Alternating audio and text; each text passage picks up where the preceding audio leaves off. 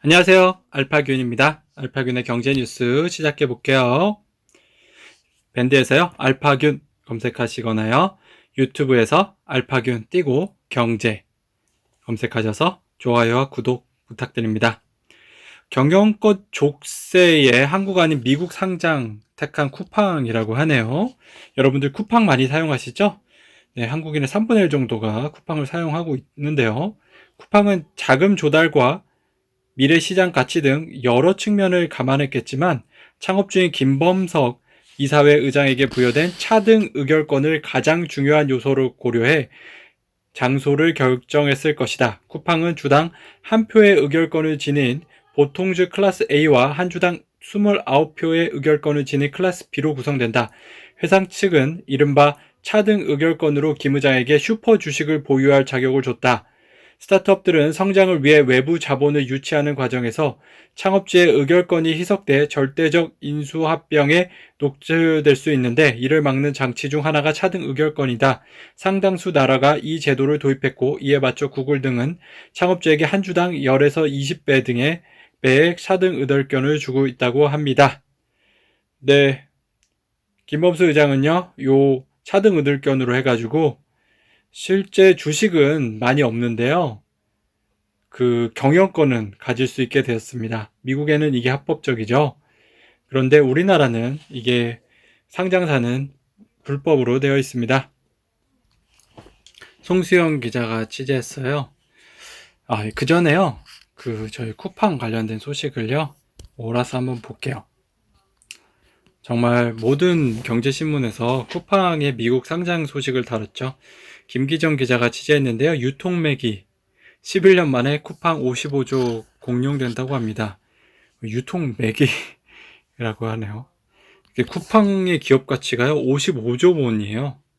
이마트가 5조 원 가까이 되거든요. 이마트의 10배가 넘고요. 롯데쇼핑이 3.4조, 대한통운이 4조 정도입니다.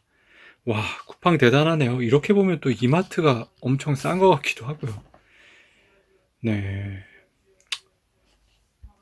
이렇게 보시면 될 것 같고, 김태성 기자가 취재했는데요. 3조 3천억 투자한 손정희 6배 잭팟. 쿠팡맨도 주식으로 받는다고 한데요. 쿠팡의 증권거래신고서에 따르면 김 의장의 남동생이 또 있어요. 쿠팡에 고용돼 2018년 이후 최대 8억 원의 연봉을 받은 것으로 나타났습니다. 이들은 쿠팡이 공개한 5% 이상 주주 명단에는 빠져 있어 주요 주주는 아닌 것으로 보이지만 특수관계인으로 분류되는 만큼 일정 지분을 보유했을 것으로 추정되네요. 네, 아까 유통매기 잠깐 한 번 더 볼게요. 유통매기.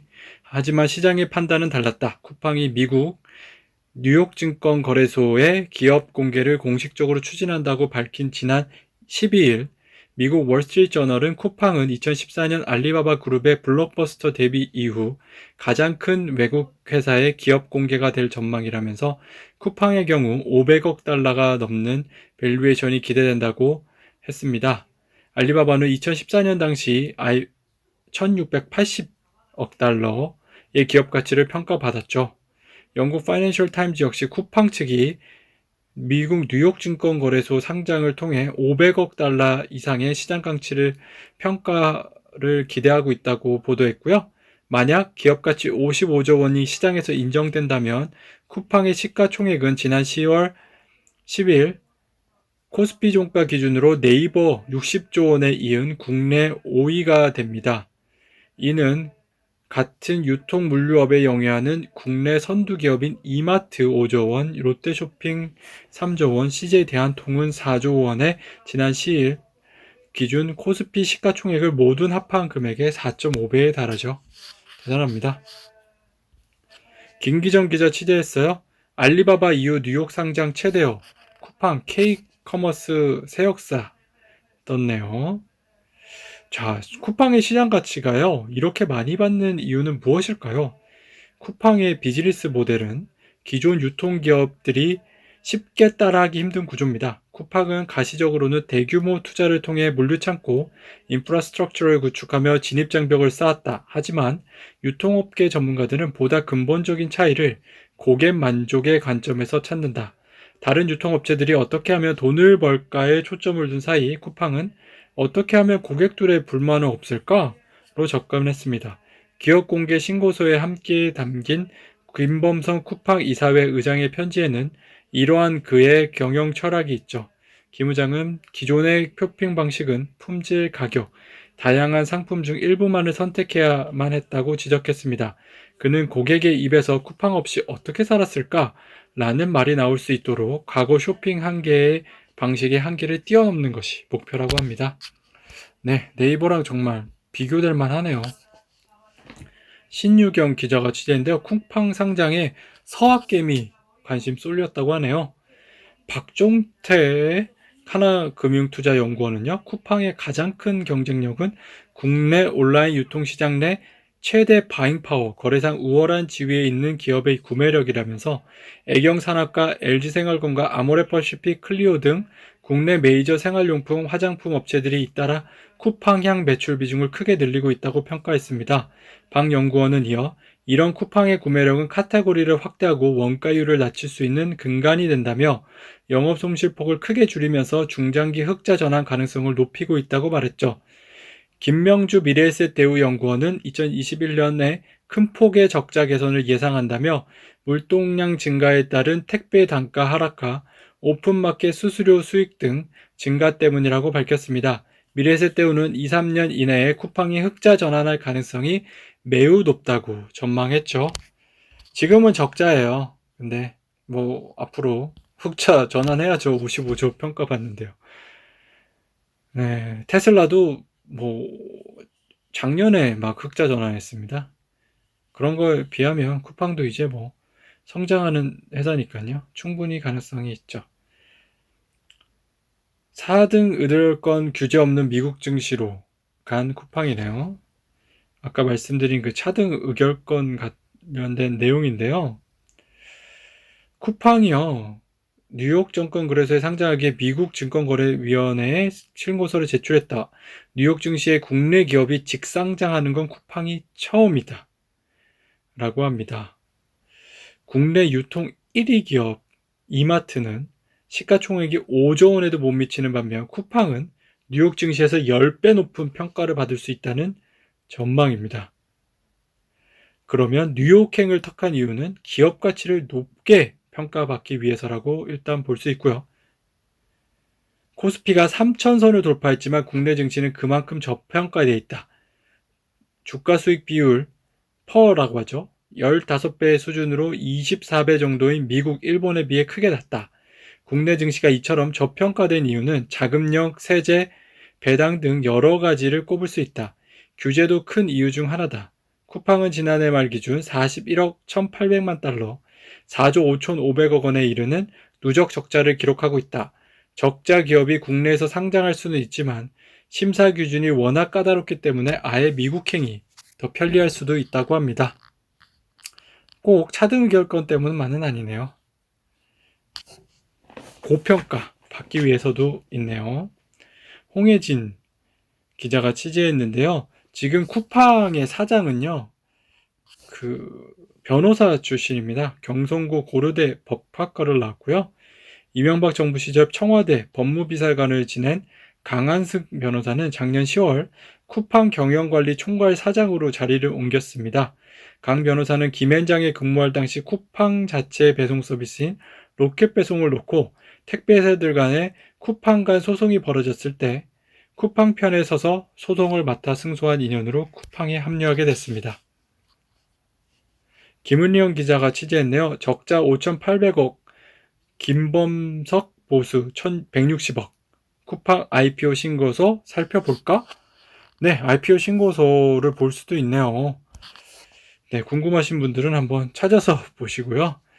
쿠팡 임원들의 지난해 보수도 공개됐죠. 김범석 쿠팡 의장은 지난해 급여 88만 달러, 약 10억 원과 주식 보상 1,326만 달러어치 543만 주 등 총 1,433만 달러 160억 정도를 받았네요. 지난해 쿠팡에 합류한 투안팸 CTO 최고 기술 책임자는 2,700만 달러어치의 스톡 옵션 등 총 300억 원을 받았습니다. 투암팸 CTO는 7년간 글로벌 승차 공유 업체인 우버에서 CTO로 재직한 바 있죠. 네, 와 1년에 300억씩도 버네요. 박동희 기자가 취재했습니다. 몸값 55조 백송의 신이 온다고 하네요. 미국 뉴욕 증시 달구는 쿠팡. 김 의장은 지난 12일 공개된 미국 증권거래위원회 제출 보고서 창업자 편지, 그 편지도 제출하네요. 새벽 배송을 넘어 그날 배송으로 물류의 속도를 더 높이겠다고 밝혔죠. 쿠팡은 서울 외 지역에 7개 풀피먼트 센터를 추가로 지을 예정입니다. 정말 쿠팡 공화국이 되어가네요. 박동희 기자가 취재했는데요. 비슷한 내용이지만 좀 덧글은 달라서 제가 한번 읽어드릴게요. 국내 유통업계는요, 쿠팡의 뉴욕 직상장이나 기업가치 평가액보다 이 서신 내용을 더 충격으로 받아들이고 있습니다. 쿠팡이 해외 진출 자금 마련을 위해 상장하려는 한다는 예상을 깨고 한국 전자상 거래 시장에서 승부를 보겠다는 전략을 처음 드러냈기 때문이다. 쿠팡을 중심으로 온 오프라인 대형 유통사들 간 치열한 생존 경쟁의 서막이 열렸다는 평가가 나오고 있습니다. 한국 특유의 규제를 피하기 위한 전략이라는 시각도 있는데요. 쿠팡은 SEC에 제출한 신고서에서 김 의장은 주주 중 유일하게 클래스 B 보통주라는 슈퍼 주식을 받게 된다고 밝혔습니다. 클래스 A는 보통주마다 의결 권한이 29배 많은 주식인데요. 이 같은 차득 의결권은 적대적 인수합병으로부터 경영권을 방어하기 위한 것으로 한국에 없는 제도입니다. 신세계그룹은 7배 평가를 받은 이후 쿠팡은 한국 내 비즈니스만으로도 해외 기관들로부터 500억 달러 규모의 가치평가를 받고 있다. 신세계백화점과 이마트 등 신세계그룹 계열 유통사 시가총액 8조 2,400억 원의 7배에 가까운 규모라고 합니다. 전 세계 어디에서도 찾아볼 수 없는 배송 실험이 쿠팡의 경쟁력이라는 평가가 나옵니다. 김 의장은 창업자 서신에서 쿠팡 성장의 중대한 분수령은 전국에 걸쳐 자체 물류 네트워크를 구축하기로 결정한 것이었다고 말했죠. 새벽 배송에 이어 추가 투자를 통해 그날 배송을 실현함으로써 기존 유통, 물류 산업의 판을 뒤집겠다는 전략입니다. 지난해 10월 투암팸 전 우버 최고 기술 책임자가 쿠팡에 합류한 것도 이런 이유에서입니다. 팸 CTO는 쿠팡에서의 김 의장보다 많은 연봉을 받은 유일한 인물입니다. 복잡하고 거대하며 기술로 무장한 한국에서 디지털에 기반한 모빌리티 실험을 하고 싶다는 게 팸 CTO가 밝힌 이직의 별입니다. 노유정 기자 취재했죠. 3조 투자, 손정이 20조 대박 났네요. 쿠팡의 뉴욕 증권거래소 상장으로 가장 큰 혜택을 볼 자가 누굴까 관심인데요. 가장 큰 수혜자는 손정희, 일본 소프트뱅크 그룹 회장이 이끄는 소프트뱅크 비전펀드가 꼽힙니다. 소프트뱅크 비전펀드에는요, 사우디아라비아 국부펀드와 소프트뱅크 그룹이 주요 출자자로 참여하고 있습니다. 손 회장의 소프트뱅크 비전펀드는 2015년과 2018년 두 차례에 걸쳐 쿠팡에 3조 원 가량을 투자했죠. 현재 비전펀드의 쿠팡 지분은 약 37%로 알려졌습니다. 쿠팡의 기업 가치가 외신 예상대로 55조 원이 되면 비전펀드가 보유한 쿠팡 지분은 20조 원이 넘는 가치를 지니게 됩니다. 투자 금액의 7배 수준으로 차익만 17조 원에 달할 전망이죠. 쿠팡의 직원들도 혜택을 봅니다. 김 의장은 뉴욕 증시 상장을 공식화하며 프런트 라인에 있는 직원들에게 1,000억 원 규모의 쿠팡 주식을 나눠주겠다고 밝혔습니다. 배송을 담당하는 쿠팡 친구와 전국 쿠팡 물류센터에서 근무하는 직원 등이 대상인데요. 쿠팡의 직원은 약 5만 명으로 추정됩니다. 이 중 사무직 직원이 4천여 명, 배달 및 물류 직원이 4만 6천여 명 정도 된다는 게 업계 추정인데요. 이 추정을 근거로 배달 및 물류 직원들은 1인당 평균 200만 원 안팎의 주식을 받게 된다고 합니다. 대단하네요. 노희정 기자가 취재했네요. 쿠팡의 록인 전략, 작년 매출이요 90% 늘어서요 13조에 달합니다. 자, 그래프를 한번 보실까요? 2018년 4조 매출, 19년 7조 매출, 20년 13조 매출. 와, 조 단위로 증가하는데요. 엄청나죠?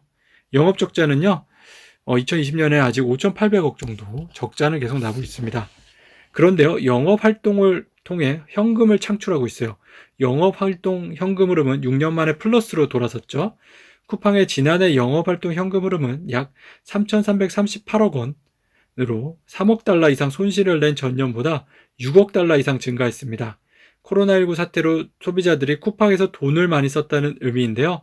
유로 회원제 서비스 로켓와우가 실적을 끌어오는데 한몫했죠. 쿠팡에 따르면 최근 3개월 동안 쿠팡에서 제품을 산 적이 있는 활성 고객은 지난해 말 기준 1,485만 명으로 전년 대비 26% 늘었습니다. 우리나라 전체 인구의 29% 수준입니다. 한국경제 사설이에요. 쿠팡의 뉴욕행 불은 차등 의덜견, 국내선 왜 안 되나? 예, 사설은 다 차등 의덜견에 집중을 하시네요. 국내 최대 전자상 거래 업체 쿠팡이 설 연휴에 미국 뉴욕 증시 상장을 깜짝 신청해 관심을 모으고 있다. 지난해 대규모 영업 적자에도 불구하고 성장성에 대한 기대로 500억 달러의 가치를 인정받을 것으로 보인다는 현지 평가부터가 놀랄 일이다. 미국 월스트리트 저널이죠. 아울러 창업자 김범섭 이사회 의장에게 보통주보다 의결권이 29배 많은 차등 의결권 주식을 부여키로 한 것도 주목을 끕니다. 차등 의결권은 창업자나 최고 경영자 등이 보유한 주식에 보통주보다 많은 의결권을 부여해 안정적 회사 운영을 뒷받침하는 장치인데요. 이번 결정으로 김 의장은 지분이 2%에 불과해도 58%를 보유한 것과 같은 영향력을 행사할 수 있게 됐죠. 단 주식을 매각하거나 증여를 상속하면 차등 의결권도 무효화됩니다. 네, 이 2% 지분으로 회사를 지배할 수 있다니 참 대단하네요. 29배니까요. 예, 2 곱하기 29는 58%네요. 근데 이거보다 더 가졌겠죠. 그때 아까 손정희 회장이 한 27% 가졌다고 했나요? 세계 주요국들이 혁신기업 창업 의지를 고양시키기 위해 앞다퉈 차등 의결권 제도를 도입한 게 현실입니다. 미국, 영국, 인도, 싱가포르는 물론 공산국가인 중국도 바이두, 알리바바 등이 차등 의결권이 허용되는 뉴욕행을 결정하자 2019년부터 이 제도를 시행하고 있습니다. 실상이 이런데 국내선 경제민주화란 미명 아래 감사위원 분리선출의 3% 룰 등 기업의 경영권의 근간을 흔들 수 있는 개정 3법을 올해부터 시행하고 있죠. 이에 따라 3월 정기주주총회를 앞두고 이 영향을 받는 200여 개 상장사 한국지배구조연구원 집계가 혹시 모를 적대 세력의 공격에 대비해 우호지본 5개에 나서는 등 노심초사하고 있습니다. 역시 사설다운데요. 쿠팡 관련된 뉴스는 여기까지로 일단 전해드릴게요. 송수영 기자가 취재했어요. 머스크와 암호화폐. 이익극대화를 탐욕스럽게 쫓지 않아도 다수의 개인 투자자들은 부족한 재력, 낮은 인지도, 정보 부재, 오역과 오판으로 불리한 위치에 서 있다. 머스크는 이러한 정보 비대칭을 악용한 셈이다. 그는 비트코인 관련 정보를 소셜 네트워크 서비스 SNS에 공개함으로써 가격 상승을 유도하는 선행 매매를 한 셈이다. 또 테슬라의 비트코인 보유 정보를 알고 있으니 이는 내부자 거래에 해당된다고 하네요. 네, 비트코인 관련된 내용을요, 한번 몰아서 볼게요. 디지털 튤립 대체 자산사의 비트코인 제도권 입성 갈림길에 서 있다고 하는데요. 비트코인에 대한 당국과 업계의 관심은 점차 커지고 있습니다. 캐나다 금융당국인 온타리오 증권위원회는 자산운용사 퍼포즈 인베스트먼트의 비트코인 상장지수 펀드 ETF 출시를 승인했어요. 마스터카드는 올해 중 자체 네트워크에서 특정 암호화폐를 선택하는 것을 지원할 계획이라고 밝힌 상태죠. 테슬라는 15억 달러, 1조 6,600억 원 상당을 비트코인에 투자했으며 프랜시스 수아레즈 마이애미 사장은 비트코인으로 급여를 지급하고 세금을 납부하도록 하자고 제안하기도 했죠. 네, 비트코인 어떻게 생각하십니까? 신조어를 하나 소개해 드릴게요. 저번에 몇 번 소개해 드렸죠? 메타버스라는 메타라는 건데요. 그 가상과 초월하는 를 뜻하는 메타와 세상 우주를 뜻하는 유니버설을 합친 말로 현실을 초월한 3차원 가상세계를 의미하죠. 네, 단순한 가상 공간이 아니고 가상과 현실이 상호작용하고 현실에 가까운 사이버 세상을 말합니다. 국립국어원은 최근 메타버스를 대체할 쉬운 우리말로 확장 가상세계를 제안했네요. 유명 게임인 포트나이트 경우는 파티 모드가 제공되는데 이 모드를 연결하면 게임 이외의 사용자끼리 만나 친목을 도모하고 함께 휴식도 취하죠. 최근 세계적 팝스타들이 포트나이트 내 가상 무대 위에서 콘서트를 열고 접속자들이 열광하며 즐기는 모습은 메타버스의 대표적 사례입니다. 비대면 온라인의 일상화는요, 메타버스 현상을 가속시키는 요인입니다. 최수문 기자가 취재했는데요. 중국 서점에는 한국사 책이 없다고 하네요. 너무 안타까워요. 한국사 책이 많이 있어야지 한국 역사도 많이 알릴 수 있을 텐데요. 우리나라도 마찬가지로 중국 서점에서 특정 국가 관련 책은 보통 역사 코너에 몰려 있습니다. 여기 베이징 페이지 1에 역사 코너, 아까는 한국 국가였네요. 역사 코너에서 가장 많은 국가 책은 미국, 일본이었죠. 일본만 해도 서가 하나를 꽉 채운 건 100권 이상의 책이었는데요. 한편 한국 관련 책은 없었어요. 혹시나 하는 생각에 다른 분야까지 뒤졌지만 찾지 못했어요. 서점 점원에게 물어보니 갖다 준 것이 한국 관광 가이드북입니다. 과거 한국 관광 붐이 있을 때는 가이드북이 여러 권 나왔지만 이마저도 최근에는 줄었다고 하네요. 강도훈 기자가 취재했는데요. 투자 유치 끝낸 티몬 IPO 속도, 쿠팡도 55조 원이니까 티몬은 우리나라에서 IPO 잘 해내길 바랍니다. 티몬이 이번에 투자 유치한 금액은요, 당초 알려진 4천억보다는 적은데요. 하지만 거래소에서 상장을 위해 조달해야 한다고 제시했던 금액인 3천억은 넘어선 것 같습니다. 이에 따라 하반기 코스닥 사슬라 상장 역시 계획대로 진행됩니다. 지난해 4월 거래소는 티몬이 상장을 위해 자본 잠식을 일부 해소할 것을 권고했고요. 2019년 말 티몬은 자본 총계의 5,506억 원 적자입니다. 마이너스입니다. 티몬은 3천억 원의 유증으로 재무구조를 개선하고 공모를 통해 3천억 원을 마련, 자본 점축을 해소하겠다는 계획입니다. 상장 주관사는 미래에셋 대우입니다. 넥슨 코리아 일본 본사의 사상 최대 6,500억 원 배당을 한다고 합니다. 넥슨의 모회사는 일본에 있습니다. 일본에 상장되시죠? 일본 주주에 대한 배당도 크게 늘어났고요. 일본 넥슨은 지난해 실적에 대한 배당으로 한 주당 총 5엔씩 주기로 했는데 이는 2019년 2.5엔의 2배입니다. 이 중 절반은 김 대표와 부인, 두 자녀가 소유한 NXC가 받습니다. 일본 넥슨 지분 28.7%는 NXC가, 18.9%는 NXC의 100% 자회사 벨기에로 있는 NXMHBV가 각각 보유하고 있습니다. NXC가 일본 넥슨으로부터 배당받은 돈은 21억엔, 224억 원에 달할 것으로 추정되고 있습니다. LS3세가요, 등기이사 선임이 되네요. 그 전에요, 잠깐 넥슨 관련된 소식이 혹시 더 있는지 볼게요. 없네요. 네. LS3세 구동이가요, 등기이사 선임된다고 합니다. 구전무는요, 미국 센터너리대 리버스 아츠를 졸업한 후 지난 2013년 LS 일렉트릭 경영전략실 차장으로 입사, 중국 산업자동화 사업부장을 지냈으며 주식회사 LS 밸류 매니지먼트 부문장을 거쳐 올해 인사해서 E1에서 신설한 COO로 선임됐죠. 구조무는 E1에서 액화 석유가스 저장 기지를 소규모 태양광 발전소로 활용하는 사업을 추진하는 동시에 풍력 발전 사업을 이끌고 있습니다. E1은 올해 6월 강원도 정선군의 8MW 태양광 발전 단지를 준공하면서 신재생 에너지 사업에 본격적으로 진출했습니다. E1 기대가 많이 되네요. 60일 검토 기간 내에 거부권이 행사 가능한 게 있는데요. SK 유치한 조지아주라고 합니다. 네. 과거 미국 대통령이요, ITC의 결정을 무효로 한 사례는 지금까지 5번밖에 없었어요. 그마저도 영업 비밀 침해와 관련된 것은 없다는 점이 SK이노베이션의 입지를 좁게 만들고 있다는 분석인데요. 일각에서는 중국의 지식재산권 침해에 강경한 입장을 보여왔던 바이든 대통령이 자국 내에서 벌어지는 영업비밀 침해에 눈을 감는 모습을 보이기는 어려울 것이라고 지적한다. 업계 한계자는 이번 ITC 결정은 영업비밀 침해를 인정했으며 포드 등 자국 기업을 위한 보호 조치로 한시적인 유예기간을 따로 둔 만큼 바이든 행정부가 거부권을 행사하기는 쉽지 않아 보인다고 전망하고 있습니다.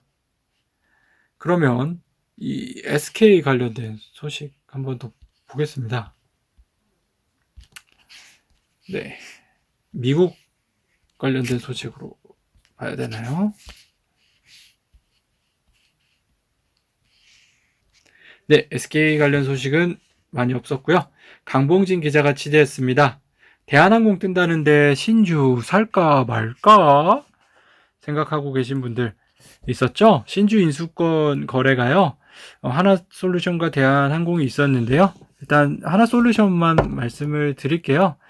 그 신규 배정 기준일은 1월 19일이었고요. 신주 인수권 행상장일은 2월 5일에서 15일, 신주 발행가 확정일은 2월 19일, 구주주 청약일은요 2월 24일에서 25일이었고, 신주 상장일은요 3월 18일, 신주 발행 예정가액은 45,000원, 44,900원, 신주 인수권 가격은 8,870원, 본 주식 가격은 53,400원 정도의 형성이 되어 있네요.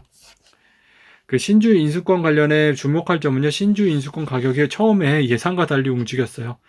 하나솔루션 47R이 처음 거래됐던 지난 5일 가격은 8,000원에서 시작해 장중 2450원까지 3배가량 급등했죠. 이론적으로 신주 인수권 가격은 본주 가격에서 신주 발행 가격을 뺀 건데요. 지난 5일 종가 기준으로 신주 인수권 가격 1250원은 하나솔루션 본주 54,200원에서 신주 발행 예정가 44,900원을 뺀 9,300원보다 높게 거래됐습니다. 즉 본주가 오르거나 향후 확정될 신주 발행 가격이 내리지 않는 이상 신주 인수권이 이론 가격보다 비싸게 형성된 셈인데요. 이때 신주 인수권을 행사해 신주를 받는 것보다 아예 본주를 사는 것이 저렴하다는 계산이 나올 정도입니다. 이용곤 기자입니다.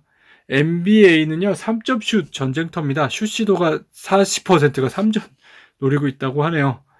자, 이 같은 형상은요 철저한 효율성 추구에서 비롯되는데요. 일반적인 인식과 달리 3점 슛의 득점 기대값은 3.5에서 7m 거리에서 던지는 2점 슛보다 높은 것으로 나타났습니다. 국내 케이프 투자증권이 NBA 2019에서 2020 시즌을 토대로 분석한 자료에 따르면 중거리 슛 2점의 평균 성공률은 40.5%, 3점 슛 성공률은 35.5%인데요. 그러니까 기대값을 구하면요. 그러니까 성공률에서 2를 곱하거나 그렇게 하면요. 중거리 슛이 0.8이 되죠. 3점 슛 성공률에서 3점을 곱하면 1.07이 돼서요. 3점 슛이 기대값이 더 높으니까 더 던진다고 하네요. 빅데이터 스포츠네요.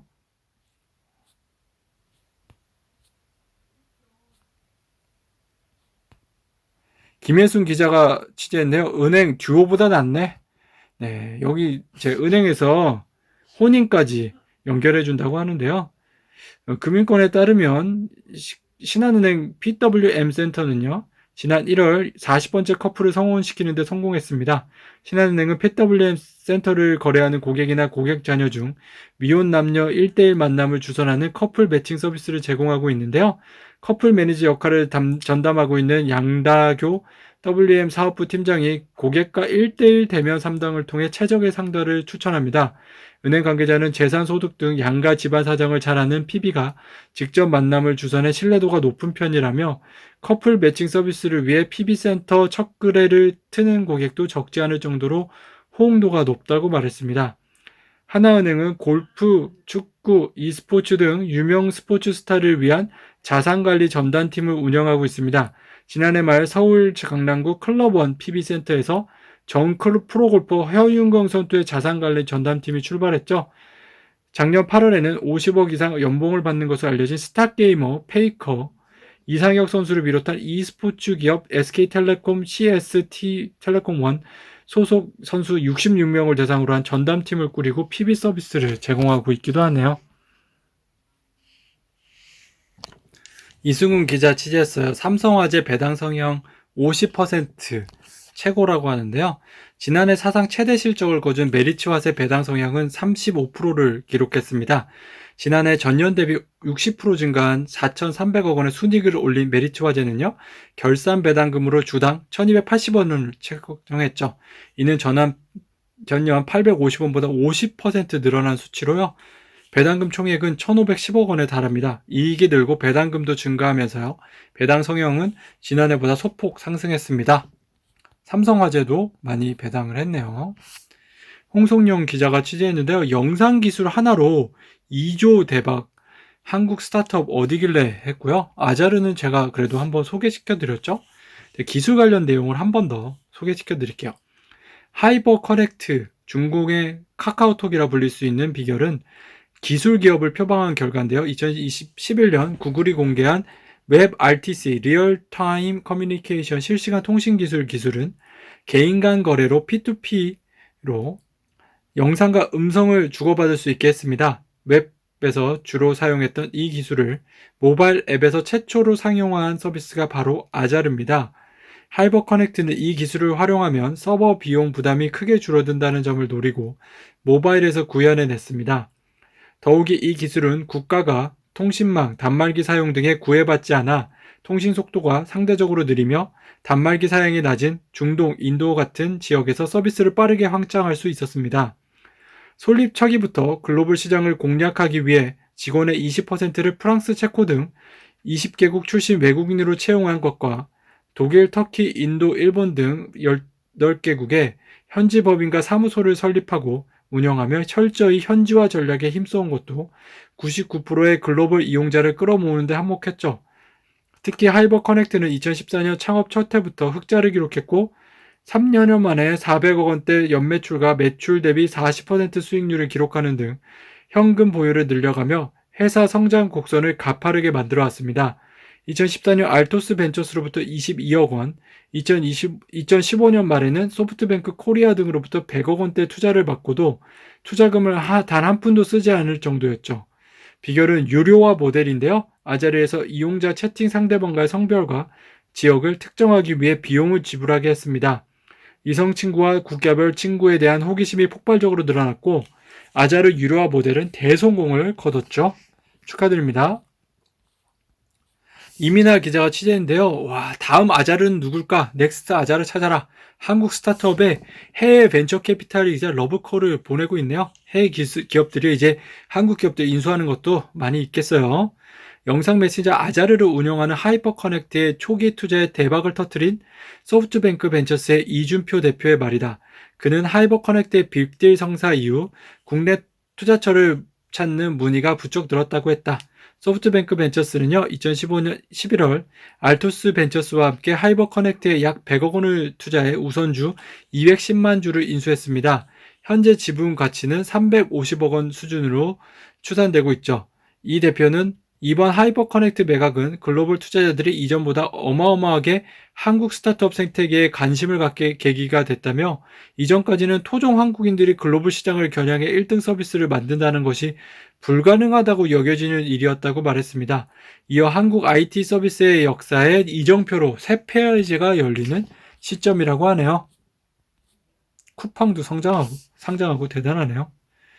네, 아까 SK 관련된 소식인데요. LG로 검색을 했어야 되네요. 김성은 기자가 취재했는데요. 결국 갈 때까지 간 LG, SK, 미국이 먼저 발칵 뒤집혔다고 하는데요. 자, LG가 승소를 했습니다. SK를 이겼고요.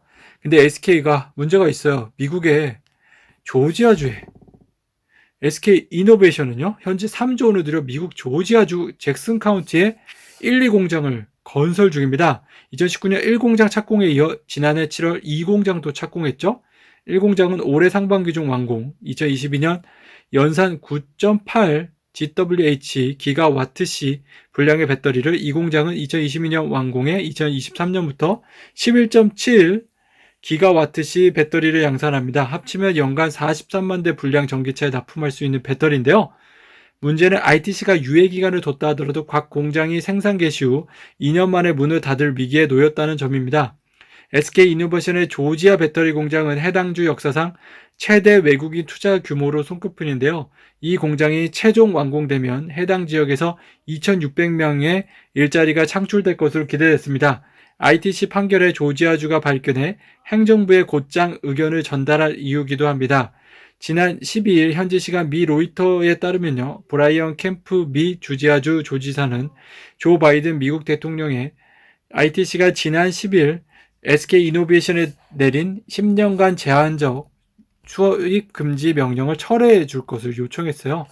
캠프 주지사는 불행히도 ITC 최근 판단은 SK의 청정 에너지 분야 2,600명의 일자리 창출과 혁신 제조업에 대한 상당한 투자를 위험에 빠뜨리고 있다고 지적했습니다.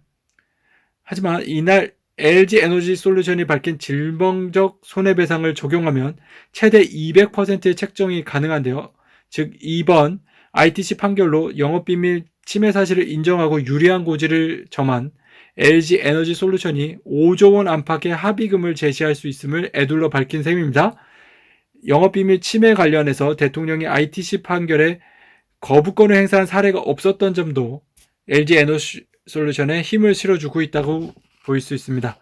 와, 순이익 5조 원이 그냥 탁 생겨버리는 거니. 좀 대단하네요. 5조 원 순이익하려면 500조 원 매출 올려야 되나요? 와, 1%를 가정한 겁니다. 대단합니다. 김일규 기자가 취재했는데요. 덩치 키우는 슈퍼을 부품사라고 하는데요. 공급 생태계도 많이 바뀌었어요. 자, 세계 상위 자동차 부품사를 말씀드릴게요.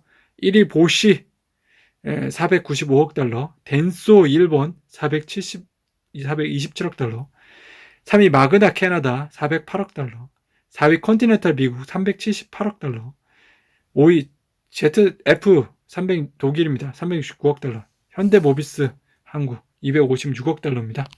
마그나가 상당하네요. 도병욱 기자가 취재했는데요. 1위와 격차 벌어지고 중국에 따라잡혀 2등 기업 더는 못 버틴다고 하는데요.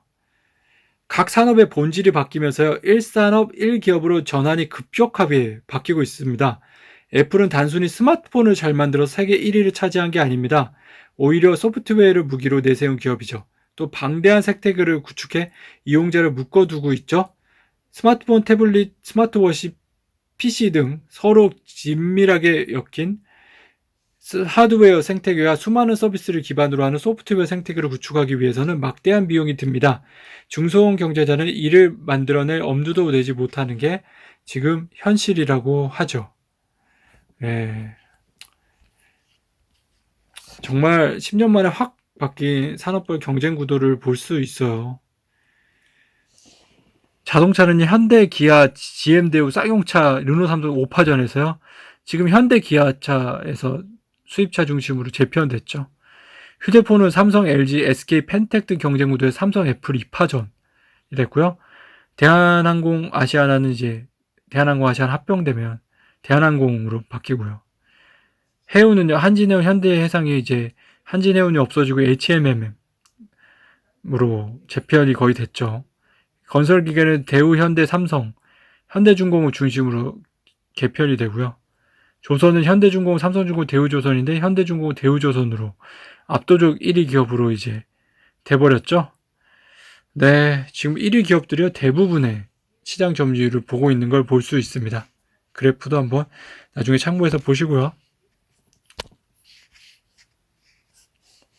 이수빈 기자가 취재했어요. 공정위도요 독과점 규제 잣대를 바꿔야 할 것 같다고 하는데요.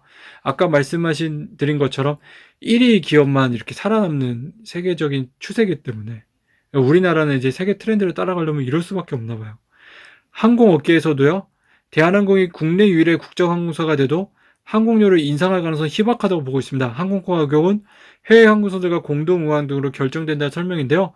김상도 고통부 항공정책실장은 국내 항공 운항 시장에서 외항사는 현재 33% 이상의 점유율을 차지하고 있어 대한항공과 높은 운임을 책정하기 어렵다며 설사 대한항공이 항공사 가격을 올리더라도 외국 항공사가 언제든지 노선을 개설할 수 있기 때문이라고 합니다.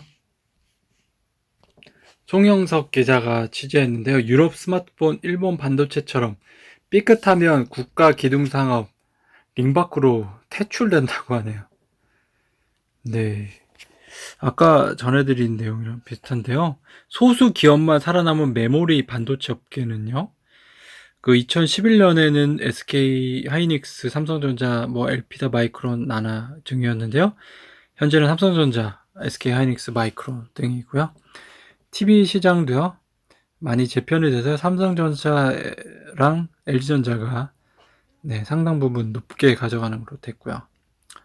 전기차 배터리는 2019년에 LG 에너솔루션이 10.5%였는데 2020년에 23.5%까지 많이 올라갔습니다. 이고은 기자가 취재했는데요. 베이조스의 정신적 스파링 파트너네요. 모두가 고개 끄덕인 사람은 누군가요? 바로 이 사람 이름이 제시였던 것 같은데요. 앤디 제시네요. 그는 이사회 컨퍼런스 콜을 통해 항상 베이조스 곁을 지켰습니다. 이 덕분에 베이조스의 밀착 관찰할 기회를 누렸죠. 제시는 베이조스와 대화를 나누며 베이조스의 경영 판단이 좀 더 정교해지도록 하는 데 일조했죠. 이 때문에 아마존 직원들은 제시를 베이조스의 정신적인 스파링 파트너라고 불렀습니다. 스파링 파트너는 연습 시험 상대라는 의미 외에 허심탄회하게 의논할 수 있는 대상이라는 뜻도 있죠. 제시는 탄탄대로를 달렸지만 결코 의심되는 일은 없었습니다. 그는 베이조스의 그림자 역할을 해본 뒤로 내 자신이 그렇게 대단한 사람이 아니라는 사실을 깨달았다고 하면서 몸을 낮췄네요.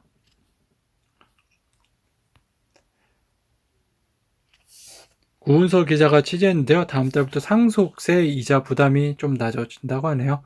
상속 증여세를 이제 분납을 할 수 있어요. 5년 분납을 할 때 국세 환급 가산금 이자율이 낮아졌거든요. 달라지면서 상속세와 증여세를 나눌 때 붙는 이자율도 변하게 됐습니다.